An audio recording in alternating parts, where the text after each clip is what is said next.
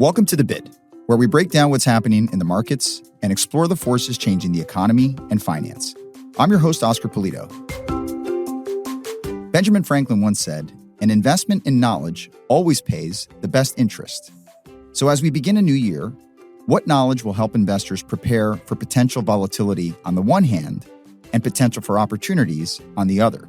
Joining me today is a Bid regular, Jeff Spiegel, U.S. head of Thematics, Sector, and International ETFs at BlackRock. One thing that we have to keep in mind, everything we're seeing everyone doing is now colored by the rate situation. With yields where they are, you have to be a little more thoughtful about taking risk.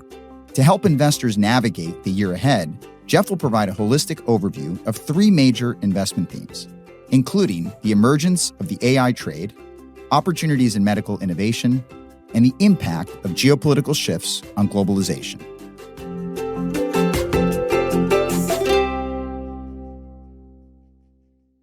Jeff, welcome back to The Bid. Great to be back with you, Oscar.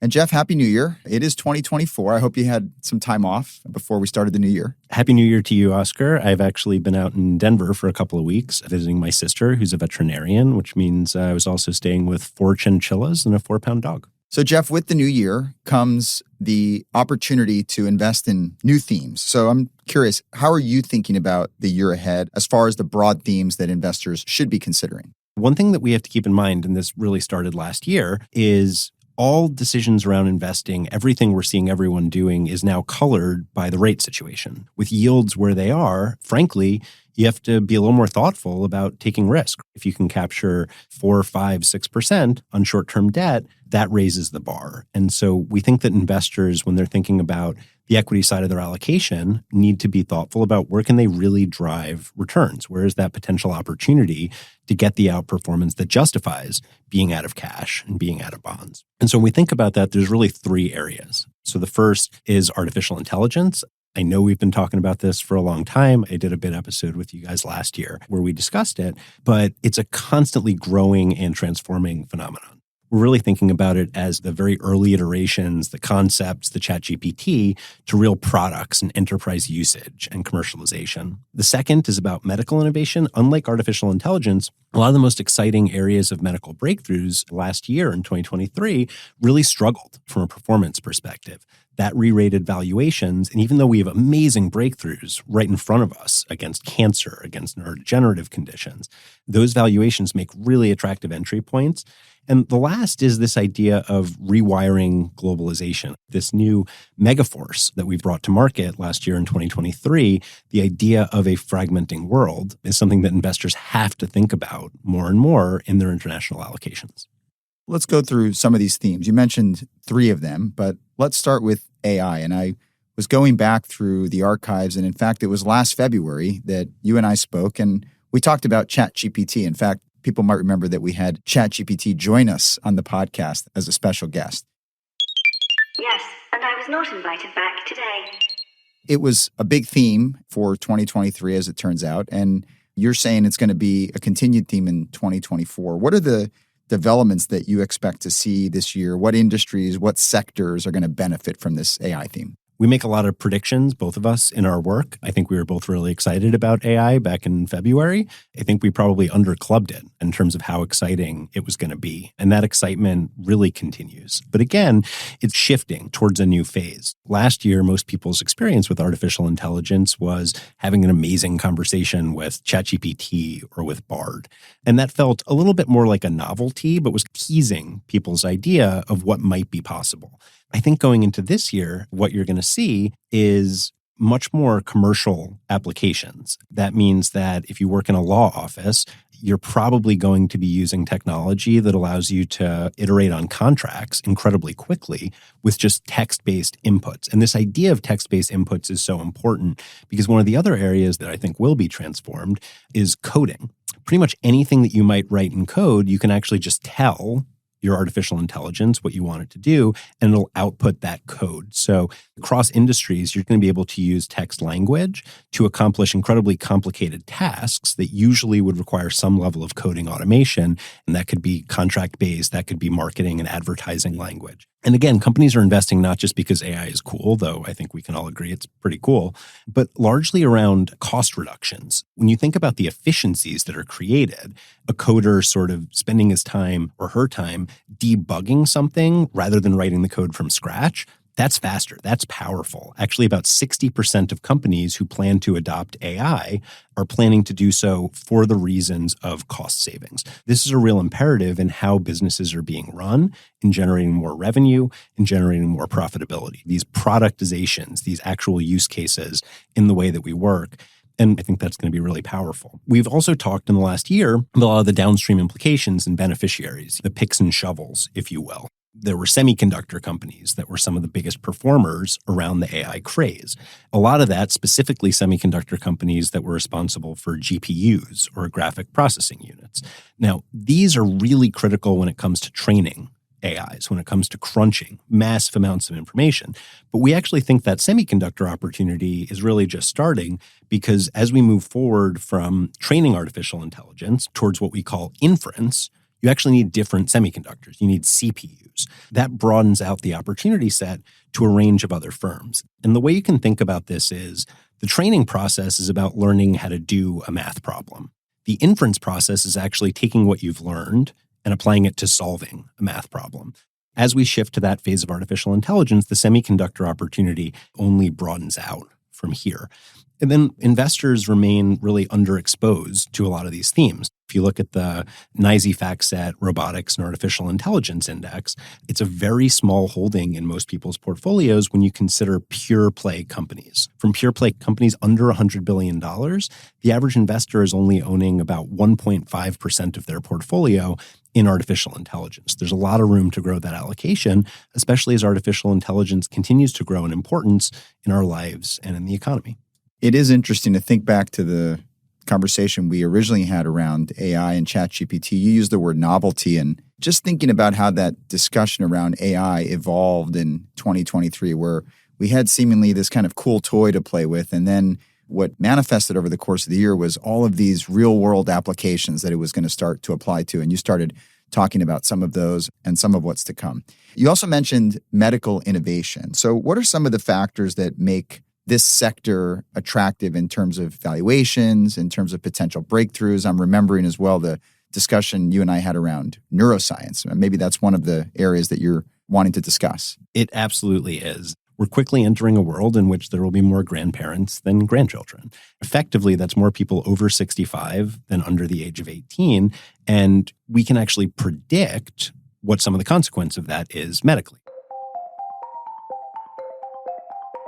We know that in older populations, cancer is significantly more prevalent. We know that in older populations, some of those neurodegenerative conditions we talked about last time, Parkinson's, Alzheimer's, various other forms of dementia, are a lot more prevalent. That's a challenge for society, for sure, but it's also an opportunity because we can see it coming, because this is a very predictable force, these aging populations. And so there's a bunch of breakthroughs in both areas, as well as biotechnology broadly. It's not actually just that people are getting older, that age cohort, that baby boomer population is aging up. It's also that people are living longer because medicine is better. And I would actually predict we're going to accelerate that pretty quickly because a lot of the drugs that we've seen that are combating diabetes and obesity. That's one of the major problems that limits lifespans, particularly in the United States. These drugs are actually going to drive about $100 billion of additional revenue in the prescription drug market, up from about $1.5 trillion today. So almost an 8% increase in the total prescription market, just based on these drugs that are going to reduce obesity and therefore extend lives even further.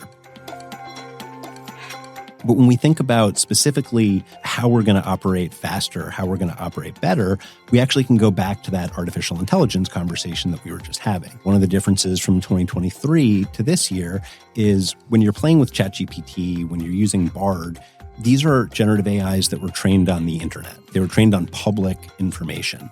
What you're going to increasingly see is more specialized artificial intelligence that's trained on specific information. And in medicine, that's going to be one of the most powerful places. Naturally, medical data is restricted. That's exactly what we want. So it's not available to a GPT or a Bard. But when you use it within a walled garden of a biotechnology company, for example, you can actually get at that.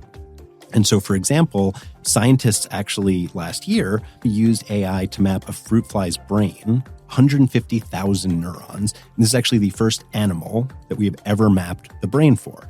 How did we do that? We used artificial intelligence to accelerate the process. Now, the human brain is a little bit more complicated. It's more like 86 billion neurons than 150,000 neurons. But at the speed at which artificial intelligence is improving, we're probably going to be able to map the human brain as well in the near future.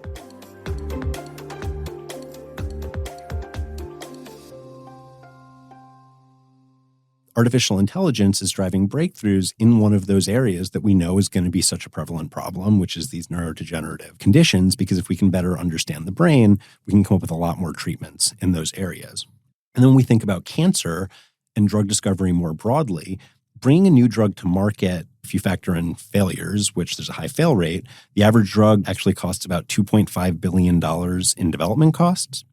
It takes about 12 to 15 years on average from development to regulatory approval. There's only about a 1/3 probability that a drug researched actually is successful in treating the condition it's intended for, and then almost a 10% probability that it gets approved by the FDA or whichever governing body.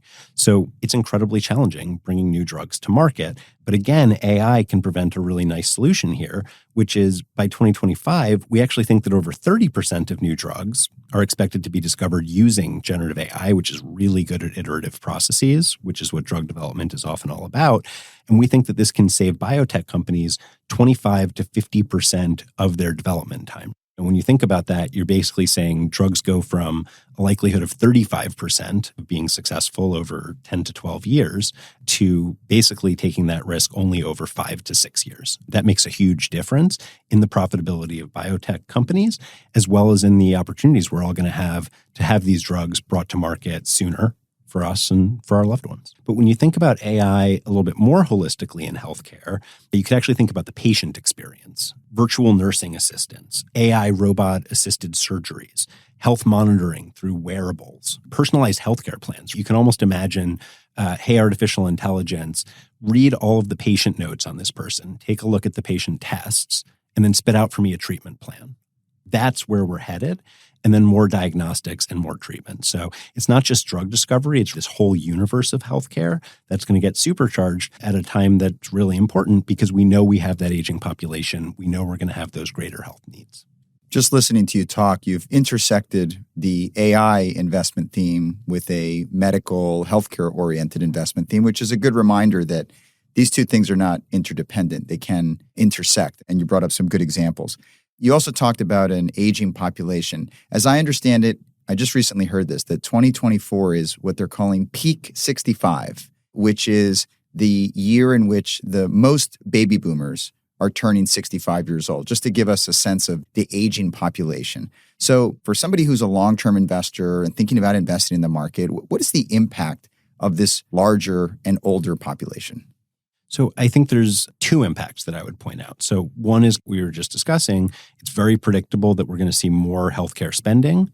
It's very predictable that we're going to see more breakthroughs as we invest more to fight those diseases and we use artificial intelligence to supercharge that process. The other area is that this demographic dividend that was effectively paid to the United States and some other countries following World War II because of that baby boom is ending in much of the Western world. It's long over in a place like Japan. But when you think about large parts of emerging markets, particularly emerging markets outside China, the demographic dividend is only just paying out now. Labor productivity, size of labor force, age of labor force, increasingly opportunities are a lot more attractive outside of the United States and outside of Western countries because of the disparity in where folks are on this demographic dividend, on this aging curve. So as you talk about the differences in geographies that changing demographics are having, it brings up the last theme in the outlook, which is the rewiring of globalization, which is something that we've seen accelerate post the pandemic. Again, you've been on here talking about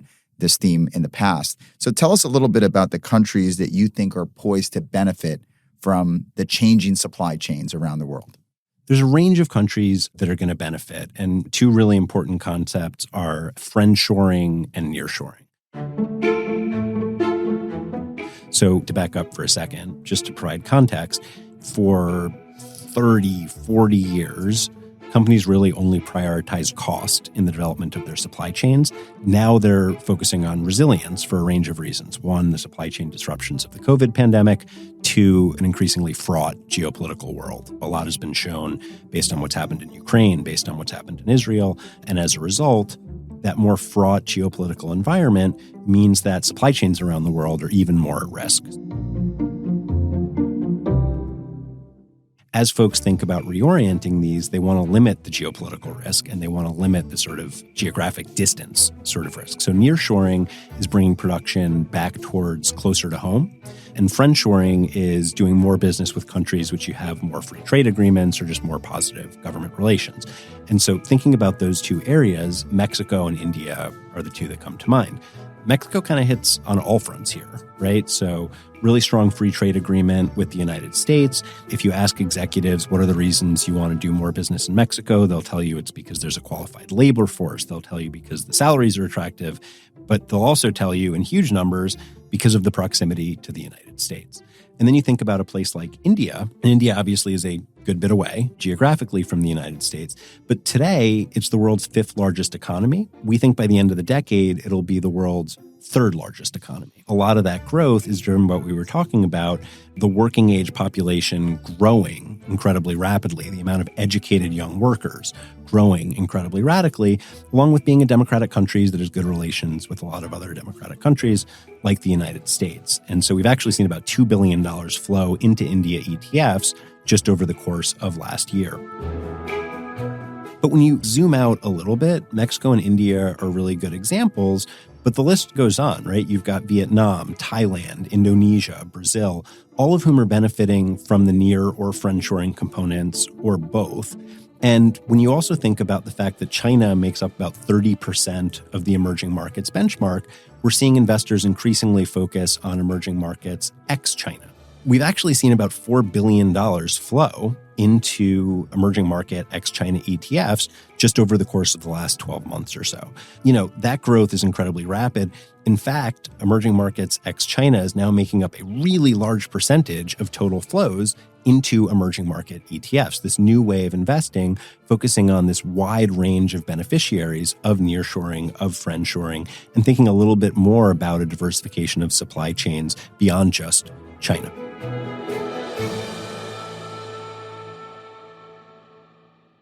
So, Jeff, maybe just to wrap up, it's been a bumpy few years. We've had COVID, we've emerged from the pandemic, we have a new macro regime that the BlackRock Investment Institute has talked about with higher interest rates. You tend to come on here and give us an optimistic view of the world and think a little bit more long-term. So starting off 2024 on the right foot, what are some of the things that investors should be considering to maximize the opportunities that are out there? Everything has to be covered by this new yield environment that we're living in. And when you think about in that context, investors really have the luxury of being pickier. If you can lock in fairly safely or very safely strong yields, it gives you an opportunity in the portfolio to take a bit more risk, but also to be really thoughtful about that risk. That's why we think artificial intelligence, given the sort of expanding out of the opportunity. It's why we see medical breakthroughs, given the attractive valuations, combined with the supercharging impact of AI, combined with some of the really near-term breakthroughs that are right in front of us. And again, this geopolitical fragmentation as places where we think investors can take some of that additional risk and be really targeted in equities and not just, as has worked really well for the last decade or so, own the whole market, but own specific markets where they think they can truly drive growth.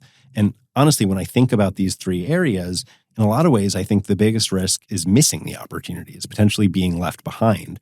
That's this whole idea of mega forces, of really thinking forward, of really thinking about the opportunities that are huge, that we know are coming, and that we want to make sure we participate in. Jeff, as always, very insightful. Again, Happy New Year. I'm not sure if staying with your sister makes you more likely or less likely to want to have pets, but we do hope you will rejoin us on the podcast over the course of 2024. Thank you so much for joining us on the bid today. Still love pets, huge animal lover. I don't think I will ever have a chinchilla, much less 4 chinchillas, but it was great getting to visit with her over the holiday season. And as always, it's great getting to visit with you today, Oscar. Next week, be sure to tune in and check out my conversation with Robbie Michnick, head of digital assets at BlackRock, and Samara Cohen, chief investment officer of the ETF and index investments business at BlackRock.